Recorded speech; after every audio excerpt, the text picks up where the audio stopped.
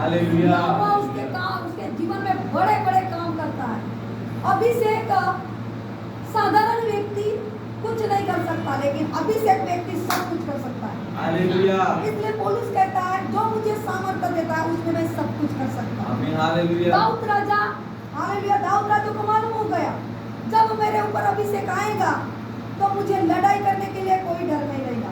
जब मेरे ऊपर अभिषेक आएगा तो आराधना करने में कोई डर नहीं रहेगा। अभिषेक व्यक्ति आराधना में लयलीन रहता है। अभिषेक व्यक्ति आराधना करने में कभी रुकावट नहीं होती। अभिषेक व्यक्ति के मुंह में कोई हालेलुया आराधना के सिवाय कुछ आता नहीं। अभिषेक व्यक्ति अपने परमेश्वर के और साथ बड़ा घनिष्ठ संबंध रखता है। अभिषेक व्यक्ति का संबंध रिश्ता और बहुमूल्य रहता है। परमेश्वर अभिषेक व्यक्ति के साथ साथ चलता है। अभिषेक व्यक्ति के साथ साथ रहता है। अभिषेक व्यक्ति के साथ साथ बोलता है। हालेलुया। हालेलुया। हालेलुया। इसलिए दाऊद राजा लिखता है कि यहोवा उसके और उसके अभिषेक के विरुद्ध में पृथ्वी के राजा मिलकर और हाकिम आपस में सम्मति करके कहते आओ हम उसके बंधन तोड़ डालें और विनाशियों को अपने ऊपर से उतार देंगे। हालेलुया। वो जो स्वर्ग में विराजमान हंसेगा और प्रभु उसको घटना में उड़ाएगा। देखो एक बात और यहाँ पे बहुत सुंदर लिखी है। अभिषेक व्यक्ति के बारे में जब योजना होती है, सुनो, हालेलुया। अभिषेक व्यक्ति के बारे में जब कोई संसार की योजना तैयार होती है तब यहोवा ताली ठोकता है और हंसता है कि मेरे अभिषेक को तू छू नहीं सकता, तू क्यों योजना बनाता है। इसलिए यहोवा क्या कर लेता है, उसके ऊपर हंसता है। वो स्वर्ग में विराजमान परमेश्वर जब अभिषेक के ऊपर कोई आपत्ति विपत्ति आती है तो यहोवा खुश होता है और स्वर्ग से बोलता है मेरे अभिषेक को कोई छू नहीं सकता। हालेलुया। कितने भी रस्सी खींच लो, तुम कितना भी अंधकार उसके ऊपर हला लो, तुम कितना भी योजना उसके ऊपर खींच लो, लेकिन अभिषेक व्यक्ति को तुम छू नहीं सकते। हालेलुया। यीशु मसीह को कोई छू नहीं सकता था। यीशु मसीह के पास कोई जा नहीं सकता था। जब यीशु मसीह ने बोला, अपने आप को नम्र कर दिया कि आकर तुम मुझको छू ले, तब उसको 39 कोड़े मारे। आमीन। हालेलुया। कोई उसको मार नहीं सकता था। वो अभिषेक व्यक्ति था, वो सामर्थ्य से भरा व्यक्ति था। उसके पास कोई खड़े नहीं रह सकते। उसके आंचल को छुआ तो चंगे होते थे, उसके पास खड़े रहते थे तो चंगे होते थे। क्या कोई उसको हाथ लगा सकता था? नहीं। परंतु उसने अपने आप को शून्य कर दिया कि हमारे सारे पापों का बोझ उठा सके। हालेलुया। वो अपने आप को शून्य नहीं करता तो बोझ को नहीं उठाता। वो अपने आप को नम्र नहीं करता तो कलीसिया नहीं बनती। वो अपने आप को नम्र नहीं करता तो लोगों का उद्धार नहीं होता। वो अपने आप को शून्य पर नहीं लाता तो सारे जगत का राजा नहीं बनता। हालेलुया। हालेलुया। इसलिए हमको क्या करना है, परमेश्वर के अधीनता में रहना है। चाहे कुछ भी रहे, कुछ भी रहे, कुछ भी रहे, परिवार में रहे, संसार में रहे, कुछ भी रहे, परमेश्वर के अधीनता में हो, वही बड़ा अभिषेक उतरता है उसके ऊपर और बड़ा अभिषेक व्यक्ति बनता है और वो अभिषेक व्यक्ति दिखाई देता है। हालेलुया। और वो अभिषेक वो परमेश्वर देता है। हालेलुया। वो अभिषेक मनुष्य काम नहीं कर सकता। मनुष्य में कोई शक्ति नहीं है, मनुष्य में कोई पावर नहीं है। जो परमेश्वर का पावर है और जो पावर मनुष्य के अंदर आता है वो पावर ही काम कर लेता है। हालेलुया। हालेलुया। तो बोलता है हालेलुया, थैंक यू जीसस। 8वां वचन को पढ़ेंगे अभी। पहला मुझसे मांग और मैं जाति जाति के लोगों को तेरी संपत्ति होने के लिए और दूर दूर के देशों को तेरी नींव भूमि बनने के लिए दे दूंगा। आमीन। हालेलुया। हालेलुया। क्या बोल रहा दाऊद राजा?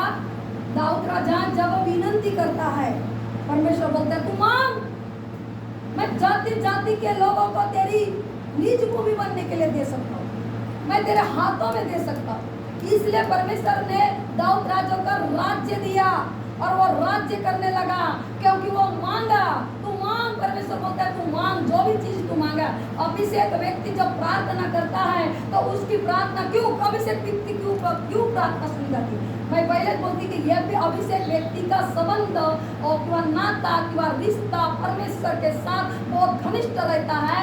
इसलिए परमेश्वर वो अभिषेक व्यक्ति को जो भी मांगता है वो मिलता है। हालेलुया। हम क्यों जाते उसके, अरे नहीं वो दास अभिषेक में भरा है, वो परमेश्वर की इच्छा से चलता है। परमेश्वर की योजना उसके जीवन में हर दिन हर पल पूरी होती है, इसलिए वो अभिषेक व्यक्ति की प्रार्थना सुनी जाती है। वो ऐसा व्यक्ति हमको बनना है कि प्रभु वो मुझे अभिषेक दे परमेश्वर पिता, वो मुझे काम करने दे परमेश्वर, वो मुझे संबंध रखने दे परमेश्वर, वो रिश्ता रखने दे परमेश्वर, कि मेरी प्रार्थना, मेरा घुटना, मेरी प्रार्थना, मेरी आराधना, मेरी स्तुति तुझे ग्रहण योग्य हो। हालेलुया। और जब परमेश्वर की आराधना स्तुति परमेश्वर को ग्रहण होती है, तब परमेश्वर तुमको अभिषेक से भर लेता है और तुम्हारी प्रार्थना सुनी जाती है। जब तुम्हारे ऊपर अभिषेक नहीं रहता, तुम्हारी प्रार्थना सुनी नहीं जाती, तुम्हारी आराधना पसंद नहीं रहती, तो उसके प्रार्थना का उत्तर नहीं आता। और वो बोलते मैं 2 साल हो गए, 1 साल हो गया, 15 साल हो गए, मैं प्रार्थना में जाता हूँ, लेकिन प्रार्थना का उत्तर मेरा नहीं आता। लेकिन अभिषेक व्यक्ति आराधना में लीन रहता है, परमेश्वर से रिश्ता रखता है, परमेश्वर से हालेलुया एक परमेश्वर के लगाव रहता है। वो प्रार्थना आराधना करने के बाद परमेश्वर उसकी प्रार्थना को सुनकर सारे बंधन को तोड़ देता है, सारे रास्ते खोल देता है और सारे रास्ते को हालेलुया उसके पास से हटा देता है और अपना अभिषेक उसके ऊपर डाल देता है, तब उसको आशीष मिलता है। आमीन, हालेलुया। आशीष मामूली नई चीज है, आशीष की वरदान मामूली चीज नहीं है। छोटे से छोटा कनिका हमारे अभिषेक को गिरा देता है, छोटी से छोटी बात हमारे अभिषेक को गिरा देती है, छोटी से छोटा हालेलुया रुकावट हमारे अभिषेक को गिरा देता है। और हमारा अभिषेक जब गिरता है हमको पता भी नहीं चलता। शिमशोन का अभिषेक गिरा, पता नहीं चला, हालेलुया। दाऊद राजा गिरा, पता नहीं चला, ये सब गिरा, पता नहीं चला। लेकिन उसका जब हमको मालूम हो गया कि मेरा अभिषेक, मेरा परमेश्वर ने दिया हुआ अभिषेक मुझे कायम रखना है, इसलिए दाऊद राजा कहता है हालेलुया, तुम जाति जाति के लोगों को मान। किसको बोल रहा है? अरे जो अभिषेक से भरा रहता है उसको बोलता है, अभिषेक से भरा रहता है उसको बोलता है आराधना कर, अभिषेक से भरा रहता है उसको बोलता है तू प्रार्थना कर। ए यिर्मयाह हालेलुया, तू मुझसे प्रार्थना कर, ए यिर्मयाह मुझसे प्रार्थना कर कि मैं तुझे कठिन कठिन बातों को बताऊंगा। वैसे ही दाऊद राजा को बोलता है, हे दाऊद राजा, तेरी आराधना, तेरी प्रार्थना, तेरा अभिषेक, तेरा अनुग्रह, तेरा समर्पण हालेलुया मुझे पसंद आता है, इसलिए तुम मुझसे मांग, मैं जाति जाति के लोगों को, देश देश के लोगों को तेरे सम्मुख बना देता हूँ। हालेलुया। पहली बात, आराधना करने वाला जो अभिषेक से भरा रहता है वो हालेलुया सारी बातों को जीत लेता है। हालेलुया। आराधना करने वाला सारी बातों को जीत लेता है। जो रनिंग में फर्स्ट नंबर रहता है वो सारे विद्यार्थी को पार करके वो अपनी मंजिल को हासिल कर लेता है, क्योंकि उसके अंदर गुण रहते हैं। हम परमेश्वर के चुने हुए लोग हैं, हम परमेश्वर के बुलाए हुए लोग हैं। हमारे अंदर आराधना का गुण होने को ना, परमेश्वर के ईश्वरीय गुण होने को ना, परमेश्वर के सामर्थ्य हमारे अंदर होना, तब हम वो हासिल कर सकते हैं, हम लड़ाई को हासिल करते हैं। हमारी लड़ाई कौन सी है? हमारी लड़ाई एक आत्मिक लड़ाई है, शारीरिक लड़ाई है, सांसारिक लड़ाई है, शैतान की लड़ाई है। यही हमारी लड़ाई है। आराधना करने वाले के साथ 3 लड़ाई रहती है। संसार की पहले खुद की लड़ाई रहती है, संसार की रहती है और शैतान की लड़ाई रहती है। और अभिषेक जब उतर आता है, ये 3 आराधना, 3 परीक्षा से हम पास होते हैं और हासिल होते हैं, तब परमेश्वर जाकर हमारी एक प्रार्थना सुनी जाती है। आराधना वाला कमजोर नहीं होना, आराधना वाला नॉर्मल नहीं होना, आराधना करने वाला हालेलुया सीधा नहीं होना, आराधना वाला पावरफुल, आराधना वाला आनंदित, आराधना वाला हालेलुया खुशी से भरा हुआ होना चाहिए। जब आराधना जाती है, लेकिन जब हम आराधना करते हैं, हमारा मन इधर, हमारा मन उधर, आधा इधर आधा उधर रखेंगे तो आराधना सुनी नहीं जाती। और आराधना एक आनंद के साथ करोगे, एक खुशी के साथ करोगे और सामर्थ्य से करोगे, देखना पवित्र आत्मा ऑटोमेटिक बिना बजाने से भी आती है। आमीन।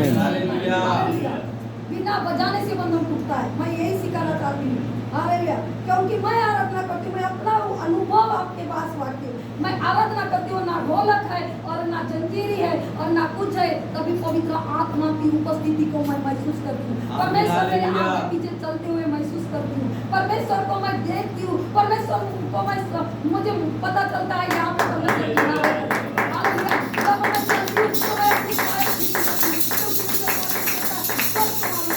और मैं डर के मारे आराधना करती हूँ। तुमको नहीं मालूम, मैं प्रार्थना करती हूँ तो मुझे डर लगता है, तो इधर जाओ तो इधर भी परमेश्वर है, इधर भी जाओ तो इधर परमेश्वर है, इसलिए मैं कहाँ से हिलूं परमेश्वर। जहाँ से परमेश्वर ने मुझसे बात किया, तू डर मत, तू जहाँ से अपना पैर रखने के लिए जाती है, फट से मैं अपना पैर उठा लेता हूँ। हालेलुया।